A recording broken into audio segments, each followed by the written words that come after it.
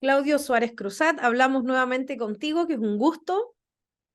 Todo mío, todo mío. Esta vez hablaremos de un libro que nos habías adelantado ya en la entrevista anterior, que es tu segundo libro de cuentos, Fugitivo en la ruta Cernam. Sí. Tú me habías dicho que este libro iba a ser tu tesis de tu Sí, magíster, ¿así es? eh, eh, 4 cuentos de este libro son mi tesis. Sí, sí, sí, del Magíster de Escritura Creativa de la Adolfo Ibáñez. Sí, Ya. sí. El, el, bueno, hay algunas diferencias entre ambos. El- la tesis tiene 25 páginas de introducción, que son un ladrillo respecto a la evolución del cuento y la masculinidad, que no tienen el libro de cuentos. Y los cuentos, yo creo que intentan retratar en todo el espectro las masculinidades que conviven hoy en el siglo XXI.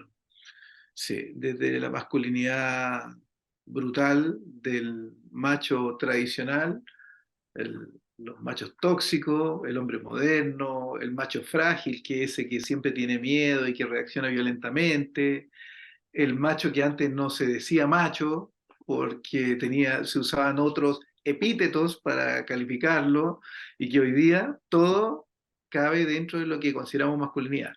Esto de correr la línea que sucedió en los últimos 50 años, que significó la madurez de la sociedad, que el patriarcado se hiciera a un lado y dejara que los hombres ocuparan un espacio, las mujeres ocuparan un espacio equivalente, que la comunidad LGTB pudiera tener un espacio también adecuado y eh,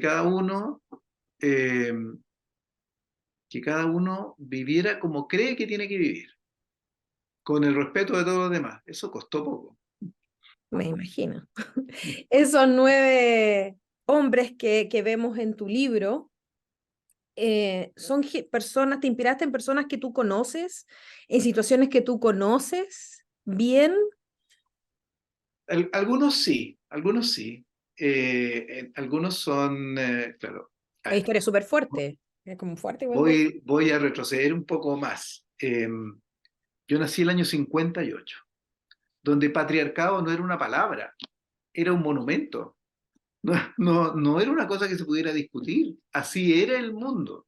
Las mamás de todos los que nacimos en esa época, o de casi todos, estaban en la casa, porque el patriarcado necesitaba no solo el control físico que había ejercido sobre la mujer durante los primeros 500 años, ya cuando era más brutal aún la cosa. Después necesitaba el control intelectual. Entonces la no educación era la manera del control intelectual. Entonces el patriarcado se convirtió en una especie de aristocracia, dentro de la cual además había escalones. Los hombres también abusaban de otros hombres, ¿cierto? Que fueran más débiles o que fueran menos instruidos. Entonces, esto produce un escalón de la realeza al esclavo. Y en esta línea terrible, las mujeres van en una línea peor por el lado. Ahora, ¿para qué vamos a decir de las opciones alternativas? No, eso era, Menos. simplemente eran de uso, sin derechos. Entonces, durante mi vida he tenido que cambiar. Había palabras que yo decía cuando tenía 20 años, 25 años, y que a los 30 mis hijos me enseñaron que no se podían decir. Entonces fue muy interesante porque una parte importante de la educación del hombre actual viene de las generaciones que siguen. Entonces los que han estado atentos a escuchar a las generaciones menores han evolucionado con más facilidad y los que se han mantenido porfiados están más incómodos. ¿Y cómo ha sido para ti? Porque estás tú como súper consciente de este cambio, porque de repente la gente no está tan consciente de ese cambio, o no lo hace como dices tú, o, o pasa así como, como en banda, no se da ni cuenta. Pero ¿cómo ha sido para ti estar como consciente de eso al punto de llevarlo y plasmarlo en tu trabajo como Para mí ha escritor? sido, para mí ha sido súper importante. Yo creo que para mi generación, que le puse como mote la generación bisagra, porque tuvo que cambiar de allá a acá, para mi generación esto ha sido lo más importante. más allá incluso, mira, esto es insolente decir esto, más allá incluso que los cambios políticos que ha tenido el país en estos mismos 50 años. Más aún, porque los cambios políticos son tan poco permanentes que un día tenemos la lista del pueblo y después tenemos a los republicanos mandando en lo que están construyendo la Constitución. O sea, el compromiso con una ideología política ha sido mucho menor que el compromiso con una ideología social, que ha sido el fin del patriarcado.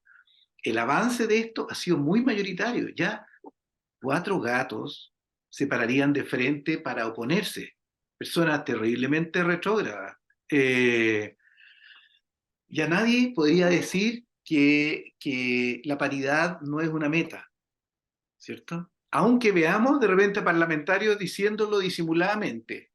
Entonces, este cambio brutal para mí fue muy importante. Yo no tengo un solo matrimonio, tengo la suerte de tener 3 matrimonios, lo que ha significado que he tenido una evolución distinta. O sea, en mi primer matrimonio era un marido y en este matrimonio soy la señora. O sea, yo soy el que cocina, yo soy el que, claro, es como, Claro. esto es ¿Y era tan impensado antes en tu primer matrimonio eso?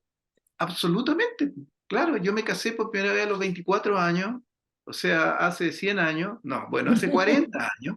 Entonces, el cómo se estructuró ese matrimonio, por favor, era absolutamente par y todo, pero sin que nada impulsara esto. Mi primera señora es médico, es jefe de servicio de un hospital muy importante en Santiago, eh, pero ella siempre se postergó para que yo hiciera primero la residencia.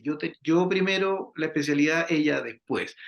Cuando había que quedarse con los niños, ella se quedaba con los niños y yo iba a hacer, o sea, Eso era eso lo hoy día normal. Nadie así lo era. cuestionaba tampoco. ¿No? Era así. Entonces, esto de lograr llegar a donde estamos parados hoy, en esta igualdad absoluta, en que todos los hombres que yo conozco que están criando comparten el horario por igual con la señora, ¿cierto? En noches, en días, en horario, en ir a buscar al colegio, en reuniones, en llevarlo al pediatra, en todo.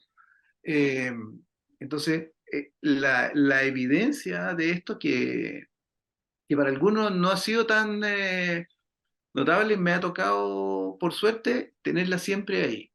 Cuando yo hice mi especialidad en cirugía de tórax, que es lo que se dedica a cáncer de pulmón, solo había hombres, solo hombres. Es una especialidad de hombres. Además eran hombres grandes y como bien machos, todos.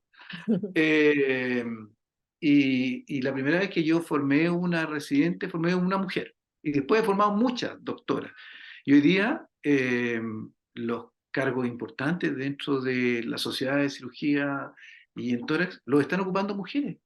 Y ya son, y claro, como las mujeres tienen ventajas eh, primarias, sin necesidad de feminismo, ni de paritario, ni de nada. Tienen ventajas primarias sociales, de capacidad de organización, porque siempre han tenido que hacerlo. Entonces esto es como histórico, las formaron así y tienen habilidades especiales de hacer multitareas, pueden hacer más de una cosa a la vez, los hombres somos unos inútiles, porque podíamos.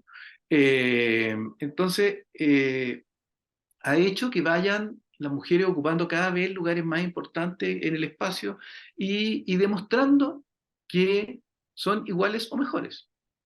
Entonces mi planteamiento en este momento no es con las mujeres. Pues las mujeres ya hicieron su camino, ya lo lograron, están paradas donde querían y no estamos con la pantalla dividida a la mitad, estamos de la mitad corrida para acá, ¿cierto? Nosotros tenemos el espacio más chico, ustedes tienen el espacio más grande, porque cuando algo es paritario femenino, pero no paritario masculino, Exacto. entonces siempre uno va quedando como.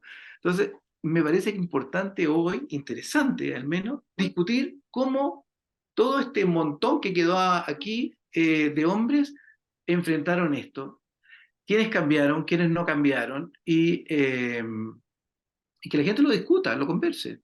Sí, mira, en realidad yo tengo un macho tóxico en la casa, pero lo tengo arrinconado, o tengo un macho frágil que no se atreve ni a mirarme, o lo que sea.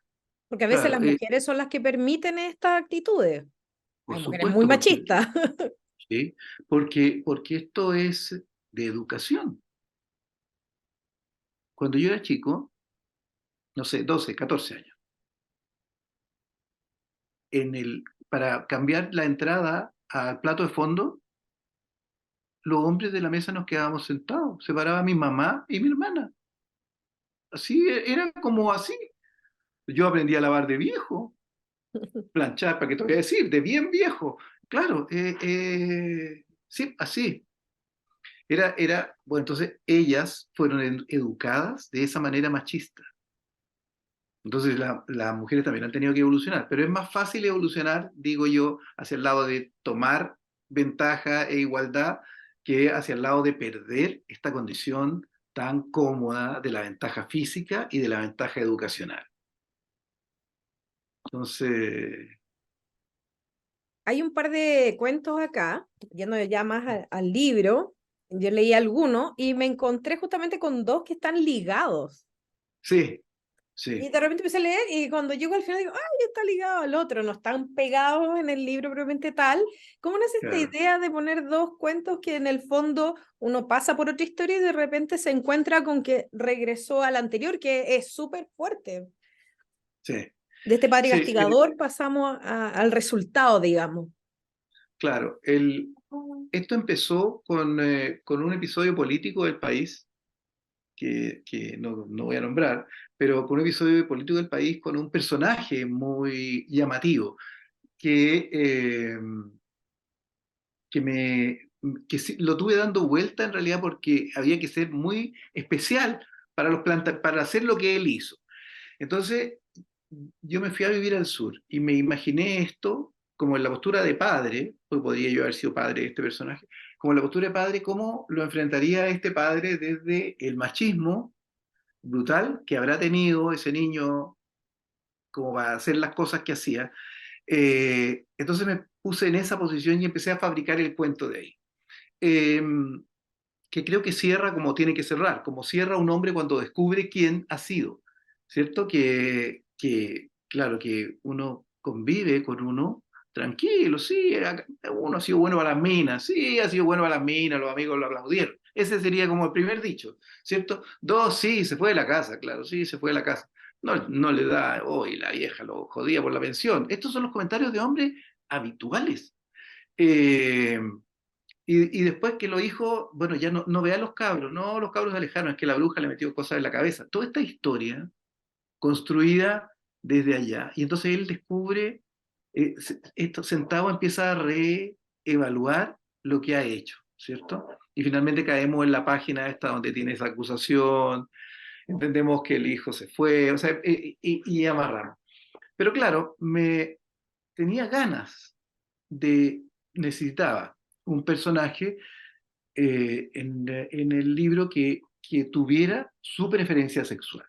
Y me pareció que era muy bueno encadenarlo cuando lo entendíamos desde la historia del padre violento, del abandono, que parecía que era muy bueno como la ligazón. Y cerrarlo, claro, con ese final del mensaje de la hermana.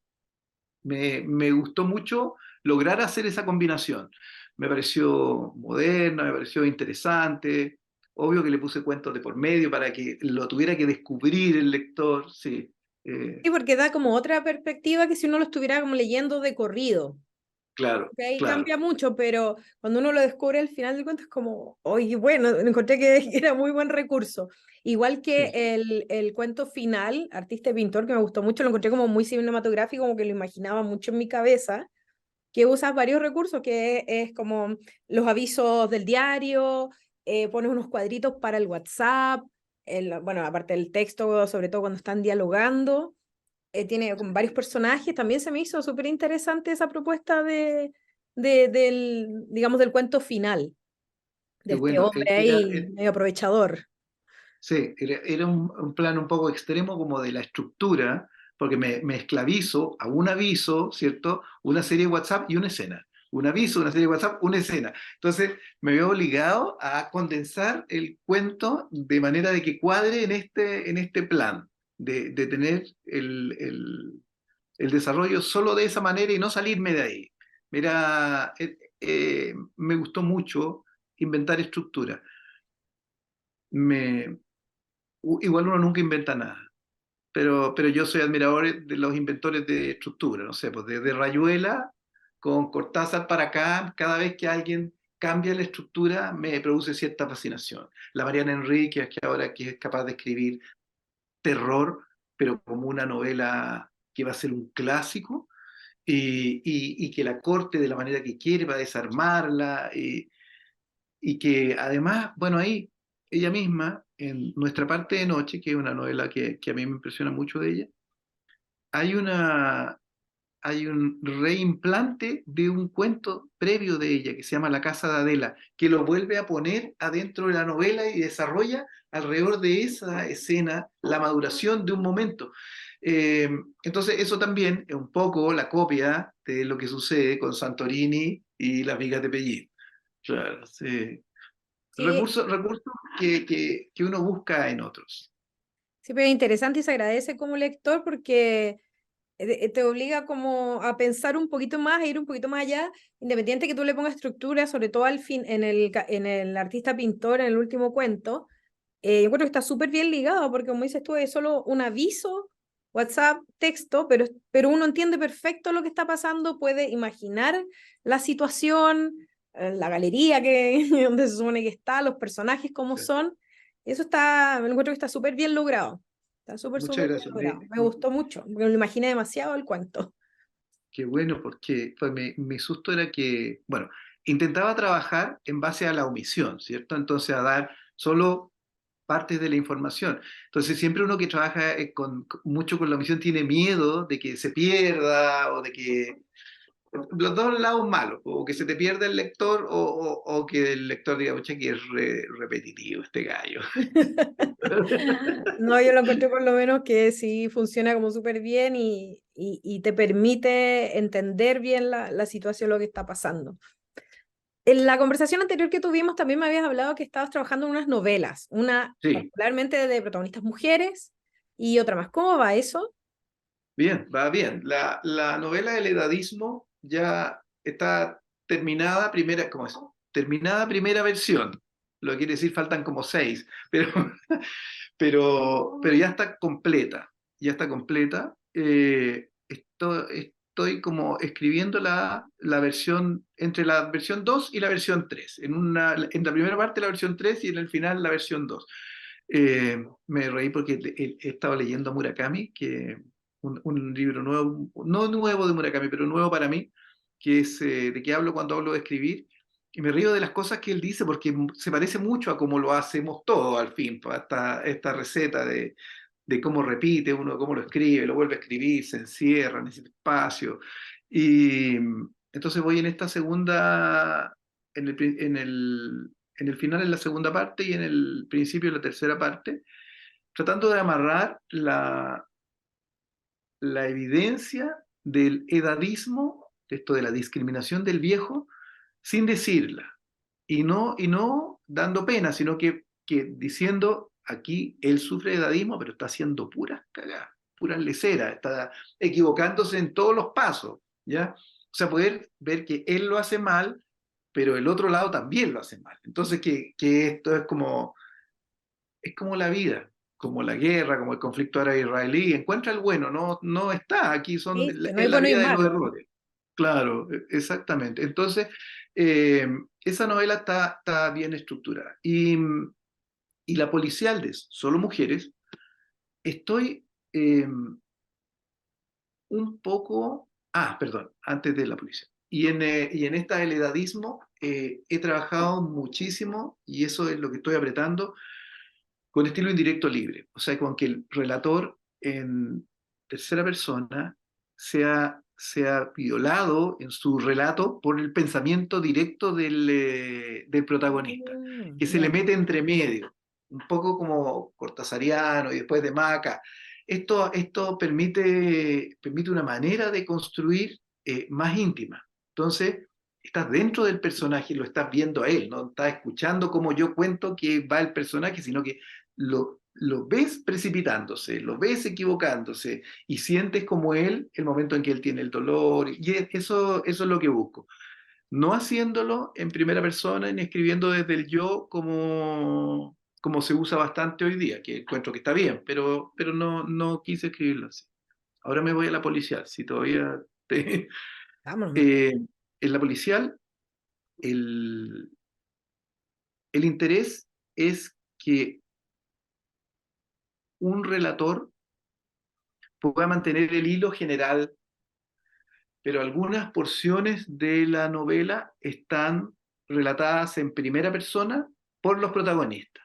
En vez de trabajar en esto del indirecto libre, meto un capítulo entero desde la perspectiva personal. Entonces uno lo ve, que lo que permite esto es que uno ve que el cambio al relator en primera persona es ciego, solo ve lo que él ve, en realidad no sabe todo lo que está pasando. Y uno con el relato general, uno va viendo en qué se va a equivocar porque tiene más información el lector que el protagonista. Ah, Eso es buenísimo. lo que busco en esa construcción nueva.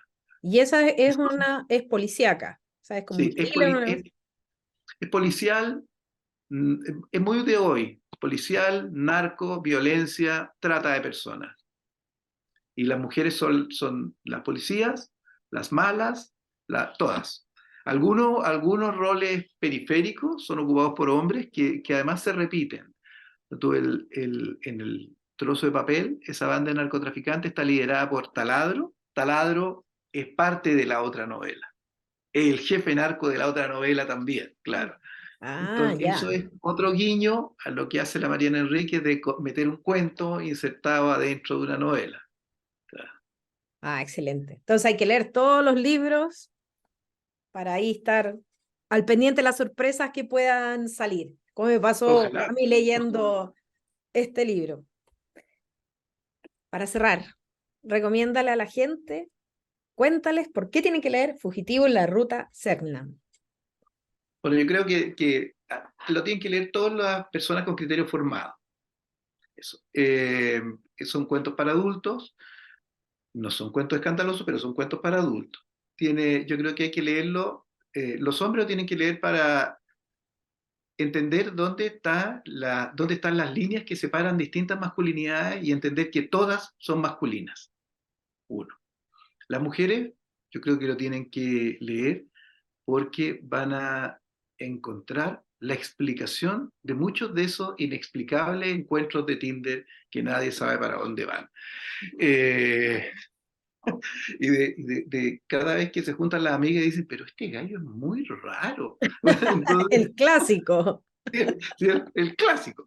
Claro, entonces van a poder encontrar al macho pastel, a todos los que existimos circulando por ahí. Y lo que yo intento en el fondo en este conjunto de relatos es evidenciar cómo son. Cada uno hará el juicio y tratará de leer después qué es lo que le parece que es mejor. También creo que los que no pertenecen a ninguna de esta heteronormada división que acabo de hacer, aquellos que transitan en la comunidad LGTBI, pues van a poder leer en distintos peldaños de la masculinidad sus masculinidades. Y creo que eso es súper valioso, porque creo que en general estábamos hablando de masculinidad dejando fuera a quienes no cupieran en lo heteronormado. Y yo lo que trato de hacer aquí es de incorporarnos a todos. Buenísimo. Muchas gracias, Claudio, por conversar de nuevo con nosotros. Y súper recomendados los libros de cuentos de Claudio, son muy entretenidos y muy buenos. A mí me gustan. Muchas gracias por la invitación. Espero verte con el próximo libro el próximo año. Eso mismo te iba a decir. Conversamos con él cuando venga ya con la novela. Ya, No, de todas Claudio. maneras, una vez al año tengo que sacar un libro. Estoy en disciplina total. Ah, excelente. Ahí aplicadísimo. Sí. Muchas gracias, que estés bien.